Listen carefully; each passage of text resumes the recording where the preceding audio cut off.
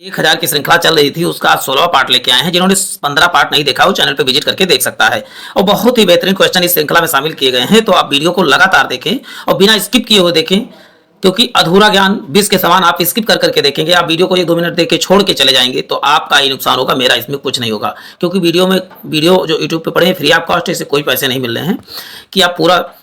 तो चलते हैं प्यारे साथियों, श्रृंखला का प्रारंभ करते हैं। पहला क्वेश्चन है, भारत से भारतीय वस्त्रों का प्रमुख निर्यात वस्तु बनाने का श्रेय किसे जाता है? पुर्तगालियों को, अंग्रेजों को, डचों को या फ्रांसीसियों को? तो इसका उत्तर क्या हो जाएगा आपका? फ्रांसीसियों को। वस्त्रों का प्रयोग निर्यात वस्तु बनाने का श्रेय किसको जाता है? तो आप बताएंगे फ्रांसीसियों को। डचों को भारतीय व्यापार से अलग करने से में कौन सफल रहा? तो पहला पुर्तगाली, अंग्रेज, स्वीडिश या फ्रेंच? तो इसका उत्तर क्या हो जाएगा? अंग्रेज। डचों को भारतीय व्यापार से अलग करने का सफलता कौन हासिल किया? तो बताएंगे अंग्रेज। वह कौन सा निर्णायक युद्ध? इसमें अंग्रेजों ने डचों को हरा दिया, जिसके कारण डचों की भारत में चुनौती खत्म हो गई। बक्सर का युद्ध, वाड़ीवास का युद्ध, बेदरा का युद्ध या पलासी का युद्ध? तो इसका युद्ध हो जाएगा बेदरा का युद्ध। बेदरा का युद्ध किसके किसके बीच होता? तो आप बताएं। अंग्रेज और डचों के बीच। ये बहुत बार क्वेश्चन पूछे गए हैं। अभी बक्सर वगैरह का युद्ध भी आपसे चर्चा होगी। डचों ने अपनी पहली फैक्ट्री 1605 में कहां पर स्थापित की थी? कालीकट में, मसूलीपट्टनम में, पुलीकट में या सूरत में? तो इसका उत्तर हो जाएगा मसूलीपट्टनम में। डचों ने अपनी पहली फैक्ट्री कहां से स्थापित की? तो 1605 में। तो आप बताएंगे मसूलीपट्टनम में। सीकरी और आगरा पहुंचने वाला पहला अंग्रेज व्यापारी था? तो उत्तर हो जाएगा आपका रॉबर्ट फिच। सीकरी और आगरा पहुंचने वाला पहला अंग्रेज व्यापारी कौन था? तो बताएंगे रॉल्फ फिच थे। 31 दिसंबर 1605 ईस्वी में किसने रॉयल चार्टर, राजकीय अधिकार पत्र जारी कर ब्रिटिश ईस्ट इंडिया कंपनी को पूर्वी देशों के साथ व्यापार करने का एकमात्र अधिकार प्राप्त कर दिया? तो इसका उत्तर हो जाएगा एलिजाबेथ ने, रानी एलिजाबेथ ने किया था। चलते हैं। ईस्ट इंडिया कंपनी का प्रथम गवर्नर जनरल कौन था? ईस्ट इंडिया कंपनी प्रथम गवर्नर जनरल कौन था? Ralph Fitch, Robert Clive, Thomas Roe या थॉमस स्मिथ? तो इसका उत्तर आपको सभी समझ में आएगा। ईस्ट इंडिया कंपनी का प्रथम गवर्नर कौन था? Thomas Smith. देखिए, ईस्ट इंडिया भारत में नहीं, ये बनी थी कंपनी तब की बात हो रही। थॉमस स्मिथ था, या स्मिथ लिखा हो तो स्मिथ है। कैप्टन विलियम हॉकिंस किस जहाज से भारत आए थे? ड्रैगन से, हेक्टर से या इनमें से कोई? तो इसका उत्तर हो जाएगा हेक्टर जहाज से विलियम हॉकिंस जो आए थे। इसको खान की उपाधि किसने दी थी? तो उत्तर आपको कमेंट बॉक्स में करता है, पिछले सेशन में बताया गया है। जिसने नहीं देखा वो जाके देख ले। किस मुगल बादशाह ने 6 फरवरी 1613 ईस्वी में फरमान जारी कर अंग्रेजों को सूरत में एक स्थायी फैक्ट्री खोलने की अनुमति दी थी? तो इसका उत्तर क्या हो जाएगा? जहांगीर ने जो है फरमान जारी करके अंग्रेजों को फैक्ट्री खोलने की अनुमति दी थी सूरत में। कौन इंग्लैंड के सम्राट जेम्स का राजदूत बनकर 1615 में मुगल बादशाह जहांगीर के दरबार में अजमेर पहुंचा था? तो इसका उत्तर हो जाएगा आपका सर थॉमस रो जो है पहुंचा था।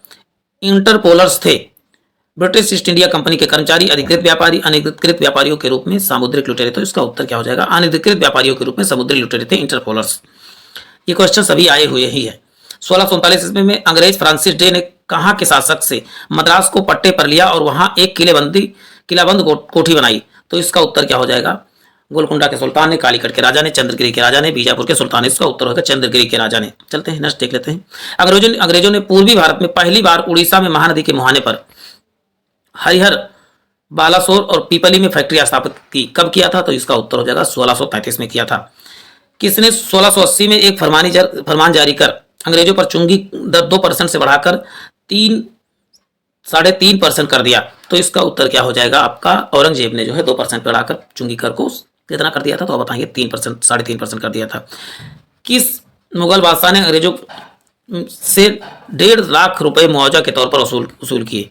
तो इसका उत्तर औरंगजेब 1.5 लाख मुआवजा वसूला था। किसने? तो आप बताएंगे औरंगजेब ने।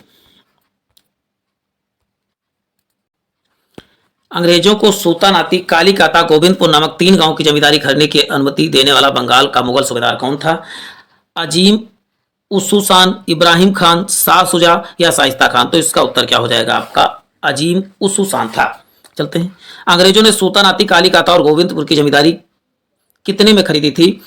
देखिए कितना, 1500 रुपये में, 2000 रुपये में, 1200 रुपये में, 1800 रुपये में या 12,000 रुपये में? तो 1200 रुपये में। देखिए पहले कितना जमींदारी सस्ती थी, 1200 रुपये में जमींदारी खरीदी जा रही है। अंग्रेजों ने सूतानाती, कालीकाता, गोविंदपुर की जमींदारी किससे खरीदी? 1200 रुपये में खरीद ली थी।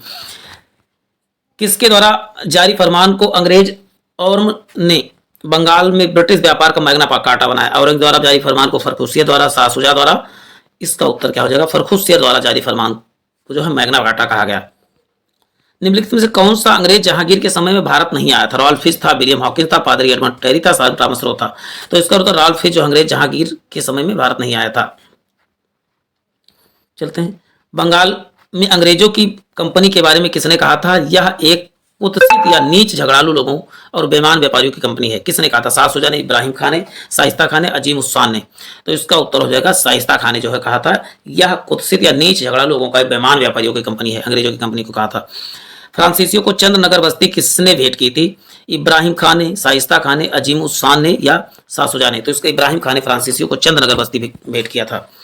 मुगल बादशाह ने किसे नवाब की पदवीधारी की? लाली को, कलाई को, डोपले को। तो डोपले को नवाब की पदवी धारण किया था मुगल बादशाह ने। पांडिचेरी के गवर्नर जनरल बनने से पूर्व डोपले कहां का गवर्नर जनरल था? चिंसुरा का, कालीकट का, चंद्रनगर का, इनमें से कोई नहीं। तो इसका उत्तर क्या हो जाएगा? चंद्रनगर का। पांडिचेरी के गवर्नर जनरल बनने से पूर्व डोपले कहां का गवर्नर जनरल था? तो आप बताएंगे चंद्रनगर का था। डोपले के बाद पांडिचेरी का गवर्नर जनरल कौन बना? तो प्लाली, फ्रांसिस मार्टिन या गोडेहू। तो इसका उत्तर हो जाएगा गोडेहू बना था। डोपले के बाद पांडिचेरी का गवर्नर जनरल कौन बना था? बताएं गोडेहू का। ये क्वेश्चन टफ लेवल के हैं और ये टफ लेवल के क्वेश्चन किसी ने परीक्षा में 1 से 2 या 3 पूछे ही जाते हैं। चलते हैं। निम्नलिखित में कौन सा युद्ध निर्णायक था जिसमें फ्रांसीसी हार गए और अंग्रेज क्योंकि सर्वोच्चता स्थापित हो? बक्सर का युद्ध, बेदरा का युद्ध, वाड़ी उसका युद्ध, प्लासी का युद्ध। तो इसका उत्तर वाड़ी वास के युद्ध में जो है फ्रांसीसी हार गए। कब हुआ था वाड़ी? इसको 1760, इसका डेट जरूर याद रखना है। बक्सर का युद्ध 1764 याद करना है। प्लासी का युद्ध, प्लासी 1757। अभी सभी युद्धों की बात होगी इसलिए डिस्क्रिप्शन नहीं दे रहे हैं क्योंकि सब क्वेश्चन के रूप में आपको मिलते रहेंगे। कौन सा युद्ध यूरोपीय आंग्ल फ्रांसीसी युद्ध का विस्तार नहीं था? तो पहला कर्नाटक युद्ध, प्रथम, द्वितीय कर्नाटक युद्ध, प्रथम कर्नाटक युद्ध, तृतीय कर्नाटक, इनमें से कोई नहीं। तो इसका उत्तर है द्वितीय कर्नाटक युद्ध जो है नहीं था। प्रथम कर्नाटक युद्ध की समाप्ति किस संधि से हुई? पांडिचेरी संधि, पेरिस की संधि, एला सापेल की संधि या गोडेहू की संधि। इसका उत्तर एला सापेल की संधि जो हुई थी प्रथम।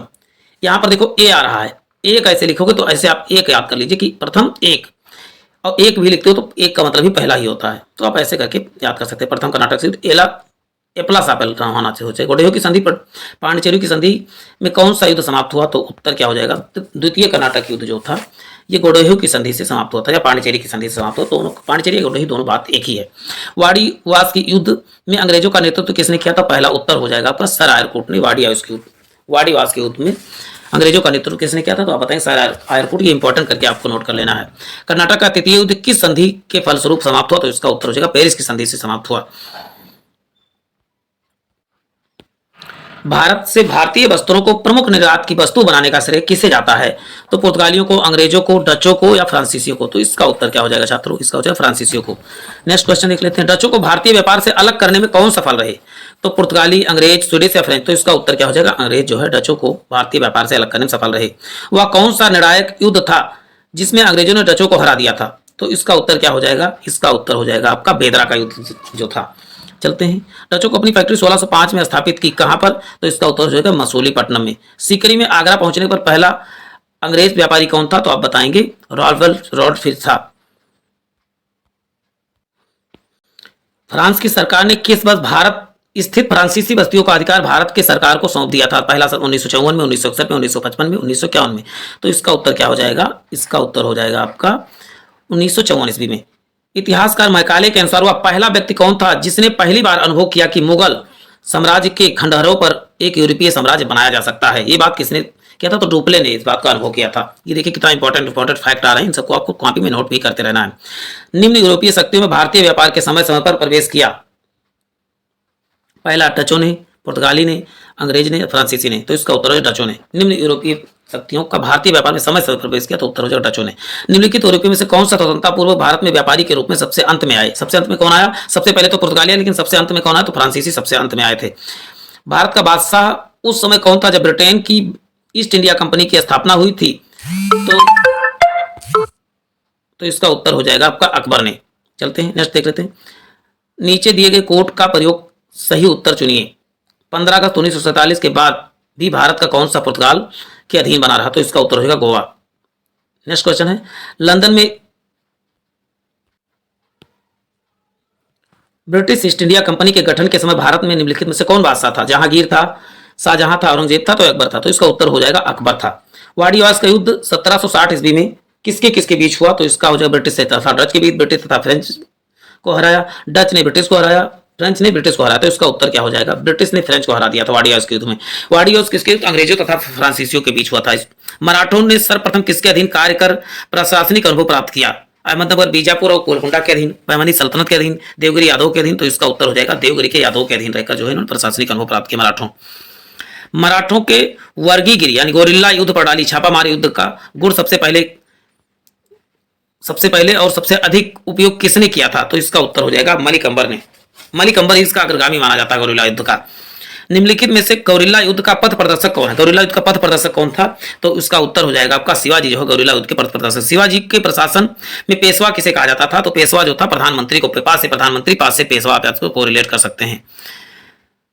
मराठा राज्य का दूसरा संस्थापक किसे कहा जाता है? मराठा राज्य का दूसरा संस्थापक बालाजी विश्वनाथ को, बालाजी बाजीराव को, राजा राज को या राजा राव फर्स्ट को? तो उससे बालाजी विश्वनाथ को दूसरा संस्थापक कहा जाता है।